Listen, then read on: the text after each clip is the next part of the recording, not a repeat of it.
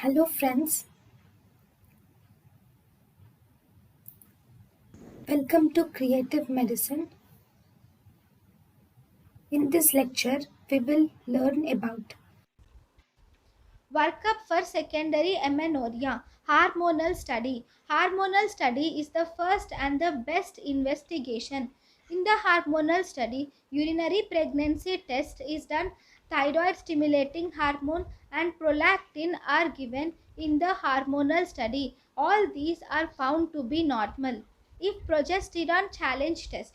In progesterone challenge test, medroxyprogesterone acetate of 7 to 10 is given for 7 to 10 days, and then we withdraw.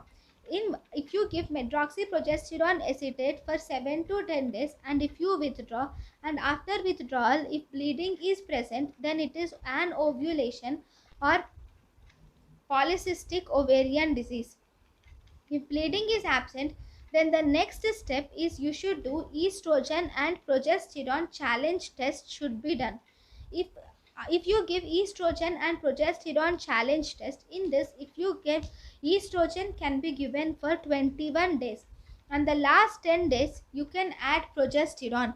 After giving estrogen for 21 days and if you add the last 10 days with progesterone, and after giving this, if you see that there is bleeding, then it is if you see that there is bleeding, then you should check for follicular stimulating hormone. And if you see that the follicular stimulating hormone is found to be more than 40 international units, then it is premature menopause.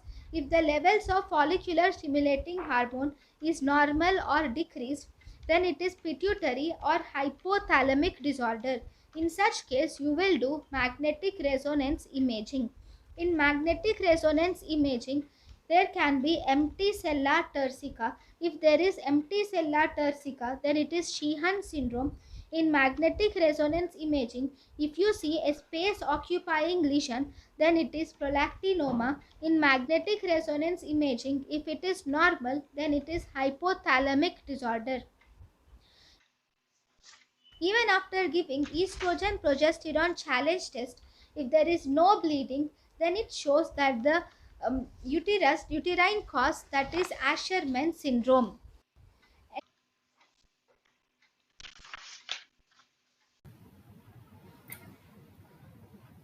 thank you and thank you for watching.